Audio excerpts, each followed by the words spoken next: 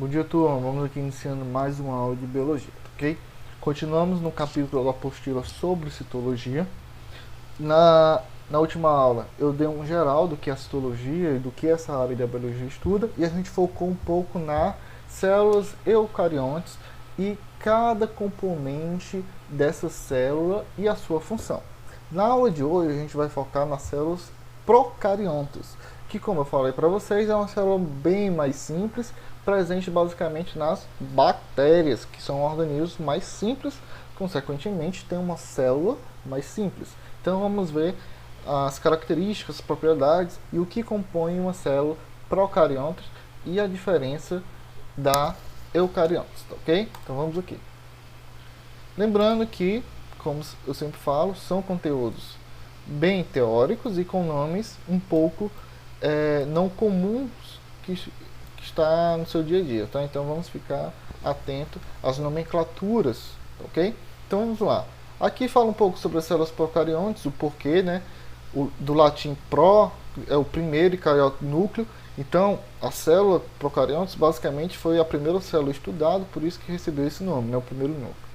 Podem ser definidas de grosso modo como as células que não possuem material genético delimitado por seu núcleo. Então, basicamente, ela não tem núcleo, consequentemente, não tem um material genético envolvido pelo núcleo. A gente viu que na célula eucariontes, o material genético estava presente dentro do núcleo, que era um espaço que estava lá no centro da célula.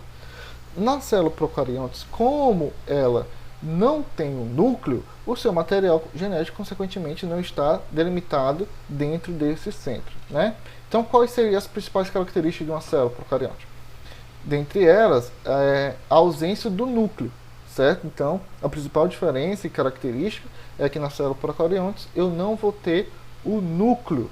Então, nessas células, um local contendo DNA ou RNA são como se fossem soltos dentro da célula, não delimitado por um núcleo, ok? Então, vamos aqui seguindo.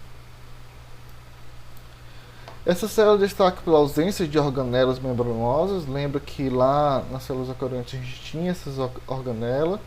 O retículo endoplasmático, assim como o complexo Golgi, né? Então, todos esses componentes é o que a gente tinha na eucariontes. Então, na procariontes a gente tem a ausência dessas organelas, do retículo endoplasmático e do complexo de Golgi, certo? Nessas células são encontrados apenas ribossomos, assim como os das eucariontes a gente lembra o que são os ribossomos, correto?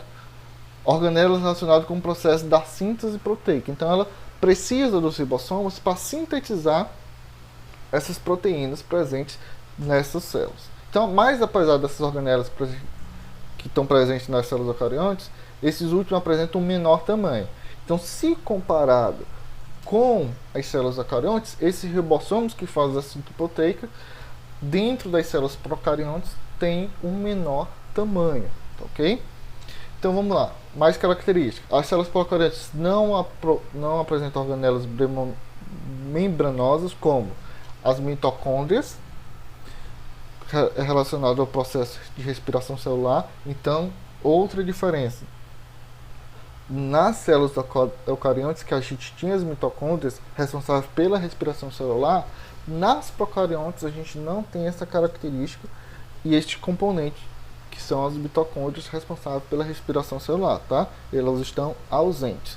Então, as moléculas de cadeia respiratória nas procariontes estão presentes na membrana interna. Então, são outras moléculas que também fazem essa função das mitocôndrias, certo? Ela tem a respiração celular, só que quem faz são moléculas mais simples, certo? Presentes na membrana endoplasmática e não as mitocôndrias, assim como nas células eucariontes, ok?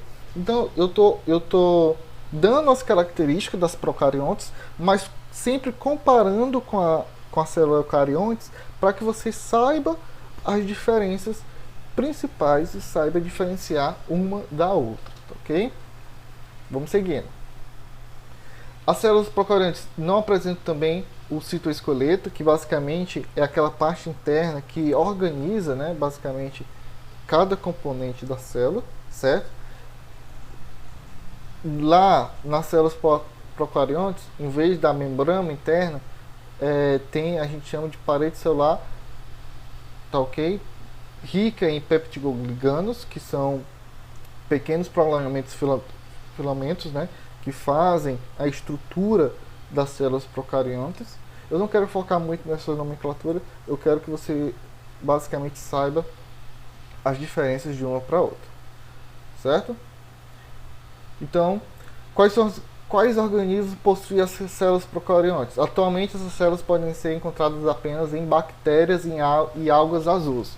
Então, por serem células bem mais simples, menos complexas, consequentemente vai estar em organismos bem mais simples. Então, basicamente, as procariontes a gente acha dentro das bactérias, né? As bactérias são formadas por esse tipo de células, e as algas azuis, certo? Conhecido como cianobactérias também. É um tipo de bactérias com um nome diferente. Então, como é uma célula mais simples, você possui menos estrutura, consequentemente, menos estrutura, menos funções, tá? Na aula passada a gente viu que na eucariote tem bastante estrutura, cada componente tem sua função. Assim como eu pedi para fazer vocês atividades para desenhar a célula e cada componente você e saber a sua composição, para o procarionte vai ficar mais fácil, tá? Então, para finalizar a aula, quais são as principais diferenças entre as duas células? A principal entre as duas células é o envoltório nuclear, presente apenas na eucariontes. Na procariontes ele não tem um núcleo, tá? E essas últimas células também se diferenciam por apresentarem citoesqueleto e organelas celulares membranosas, além de não apresentarem plasmídios nem fímbrios, certo? Então, ela possui bem menos estrutura do que a eucariontes, ok? Consequentemente, porque está presente em bactérias, por ser organismos bem mais simples, merecem células bem mais simples, né? Então, conteúdo de extrema importância, vai ter umas questões sobre células procariontes e eucariontes. Dessa vez eu não vou pedir para você desenhar, porque é uma célula mais simples e com bem menos componentes, tá? Então, na aula de hoje vai ter uma atividade sobre células procariontes e eucariontes, já que agora você sabe a diferença dessas duas e as características de cada uma delas, ok? Então ficamos por aqui, até a próxima aula.